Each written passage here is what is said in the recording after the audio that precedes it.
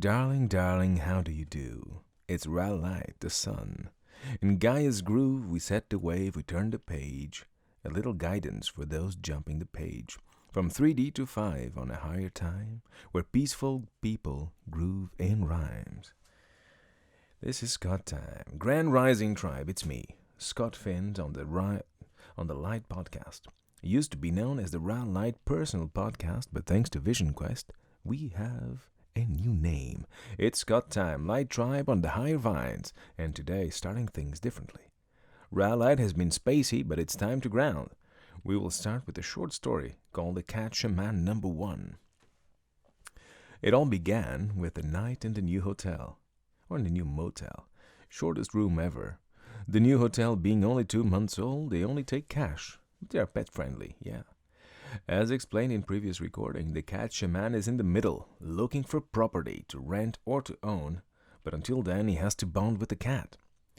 Bonding with the cat in motels or hotel because his mother, who is a Leo, by the way, is scared of cats. The Leo who nurtured the crab. The crab that will become the cat shaman. Anyways, it was all smooth when the cat shaman had an overnight stay, until he noticed people rumbling in at 1 a.m. The craziness of some people. People are trying to sleep. The last thing they should hear is some guy yelling at the top of his lungs just because some guy disrespected him. I sure hope that guy doesn't have kids, because he has no clue about respect. Leading on to the next day, Cat Shaman had to go uptown, out of the city, because very few hotels are pet-friendly. You can go to Priceline app, search pet-friendly hotel, go to the place only to find out that was a lie. By the way, this is not sponsorship for the app Priceline. Sponsor would be less personal and straight to the point. Rallight is an ambassador for High Shikanyc. That's his high, K-A-N-Y-C. Find the links around here on the podcast. Use his code LUISC30 for discounts and a win-win. That's LUISC30 for discounts and a win-win. You can get some cool glasses, do a skit, contact Rallight that you want to shout out, and we can arrange something at a reasonable price. Maybe you can even join the Hot Chocolate Club. Yes, we drink hot chocolate and drink more hot chocolate. What's not to love about that? Now back to the story. There was a problem. This hotel this was another hotel, only took debit or credit because they're a bunch of pansies. And see, Cat Shaman banks with a certain company that limits transfer transactions between saving to checking for some reason. He's beginning to question why he's a member with them. He only had cash. You figured he just came from a strip club, but no. He's on a road travel by Cat Shaman. He's walking with bears while strapped with AK-47 and the Lion King.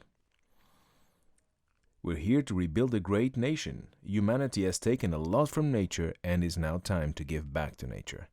Balance, eco-village, permaculture, that type of stuff.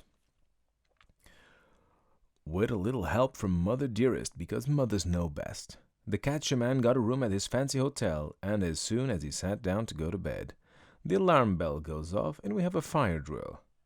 He hasn't had a fire drill in 7 years, and it wasn't that crazy. When the Cat Shaman and the cat went back in, the alarm siren was off, but it was still flashing, and this is the fun part.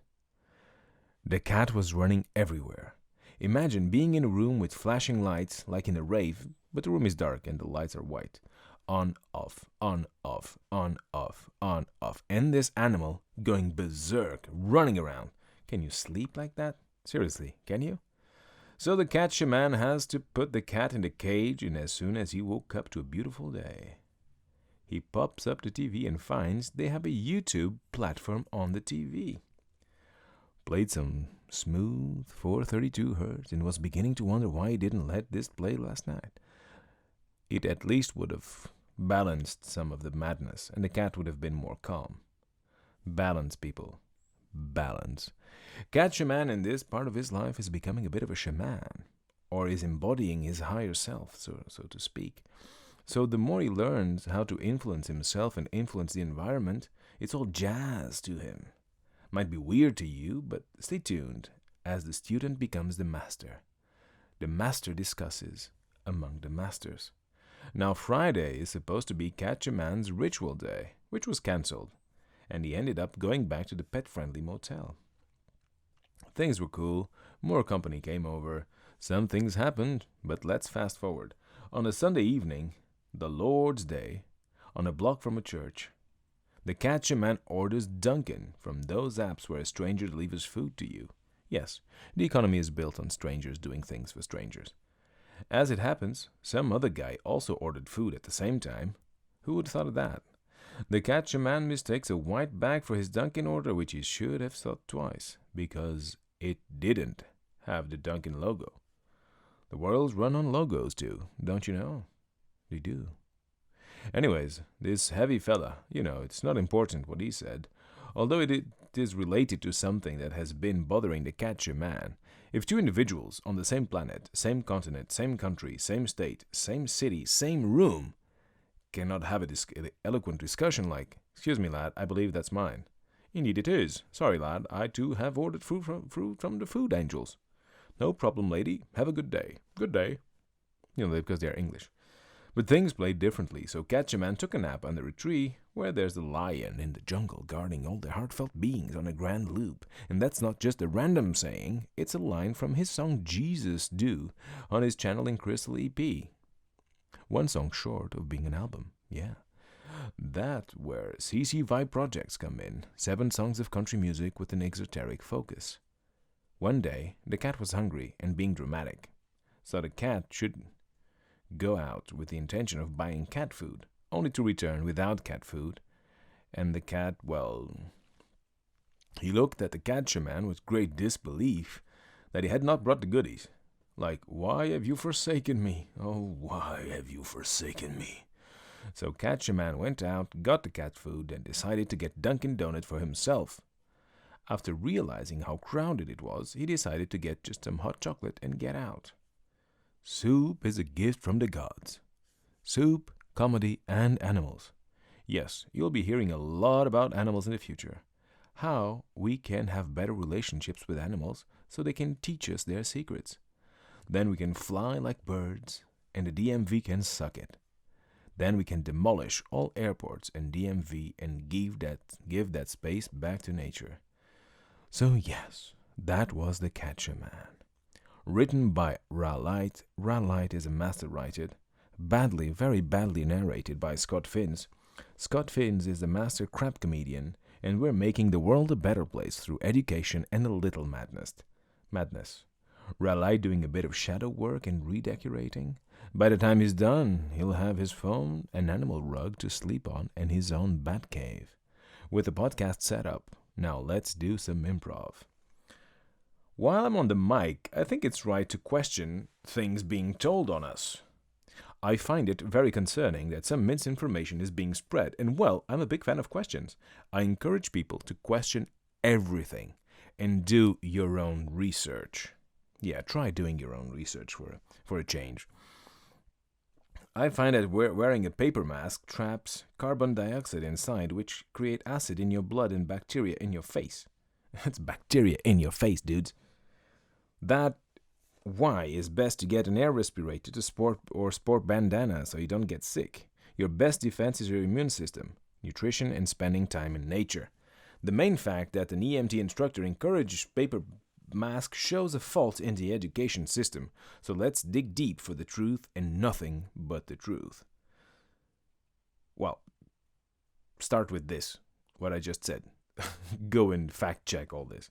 Sweet dreams, children of Gaia. I'll see you in the higher realm now. So, children of Gaia. Now, let's encourage you to think by your own heads. And I encourage everyone, especially you, little grasshopper, listening to the Ra Light podcast and Scott Finn's badly narrating his stories. This is for you.